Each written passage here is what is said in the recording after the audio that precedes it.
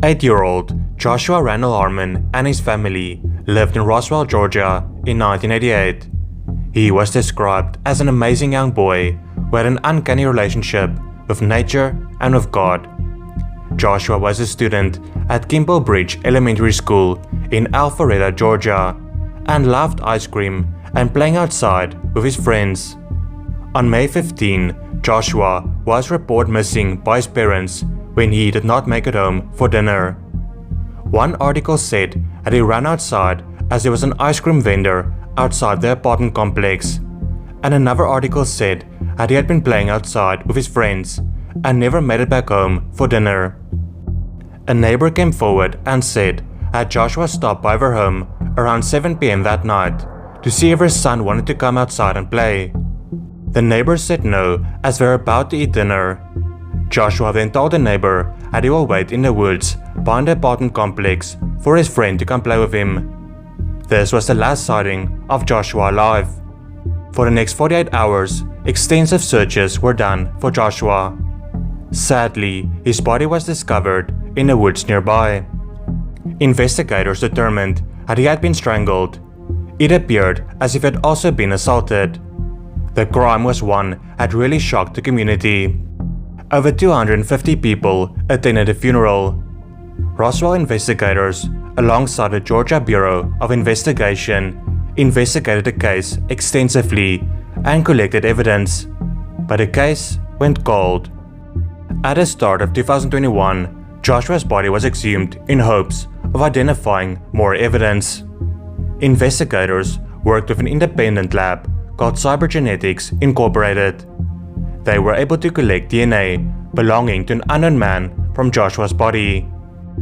In July of 2021, they identified 56-year-old James Michael Coates as the person who took Joshua's life. He lived in Woodstock, Georgia, but back in 1988, he lived in the same apartment complex as Joshua.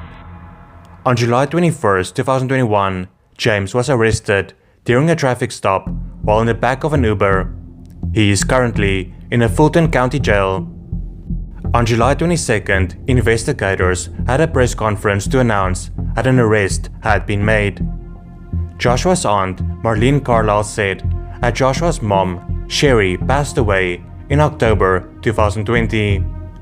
Sherry never gave up while she was still alive and made sure that investigators kept working the case. Investigators said that James had spent about 20 years in prison for an unrelated crime, but did not specify what he did. William and Ina Campbell lived in a house on Jackson Road in Clarksville, Tennessee in 2010. They were both in their 80s and enjoying a peaceful life. On January 29, the Campbell's neighbor, Daniel Champagne, tried calling them a few times. Daniel was like a son to them and said that they were his second mom and dad. He also had a key to their house, so when they did not answer any of his calls, he went inside. He found that the house had been ransacked. The kitchen cabinets were all open. Daniel also made a gruesome discovery. He found William and Ina in their bedrooms, each with a gunshot wound to the head.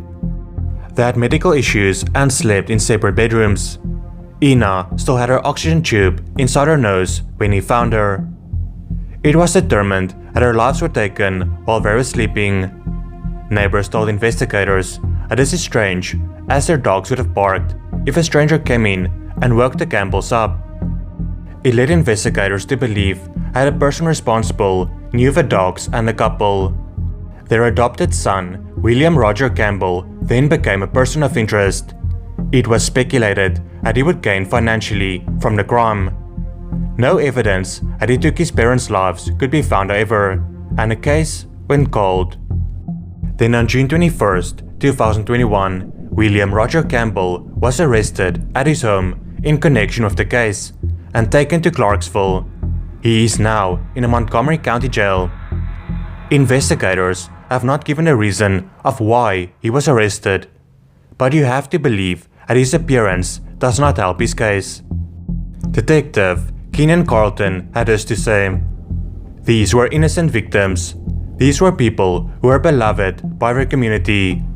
They lived in their neighborhood for a number of years. Their neighbors loved them and were all happy to see some resolution.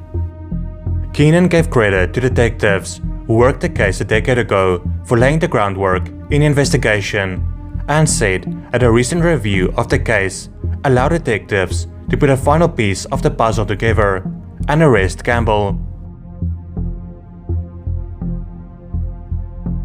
20-year-old Darlene Krashoc was an active duty soldier stationed at Fort Carson in Colorado Springs, Colorado in 1987.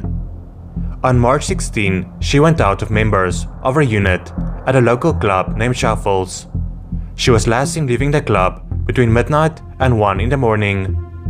On March 17, her body was found behind a Korean club restaurant. She had been strangled. Investigators were able to collect DNA from the crime scene that belonged to an unknown man. The DNA was found on a wire hanger that was used to strangle Darlene. In 2016, investigators submitted the evidence they had to the United States Army Criminal Investigation Lab for additional DNA testing. They were able to narrow down predictive traits for the suspect, including eye color, hair color, skin color, and face shape. 2 composite sketches were made showing what a suspect may have looked like at 25 years old and at 55 years old. In 2019, investigators made use of genetic genealogy. They submitted the DNA they had to ancestry sites such as 23andMe and Ancestry.com. Forensic scientists found people in Wisconsin and Texas who had similar DNA to the samples found at a crime scene. Eventually, they believed that 58-year-old Michael White took Darlene's life. They found that back in 1987, he lived just a few miles from the crime scene and was also a soldier at Fort Carson.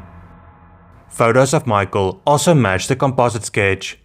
Investigators had to make sure that he's indeed a man they are looking for before they arrest him. They followed him from his house to his work. They then watched him drink from a fast food cup. Investigators obtained the cup, and after some more DNA testing, it was confirmed that his DNA matched the DNA found at a crime scene. It was announced in June of 2019 by investigators that he had been arrested. In 2021, he was sentenced to life in prison without a chance of parole.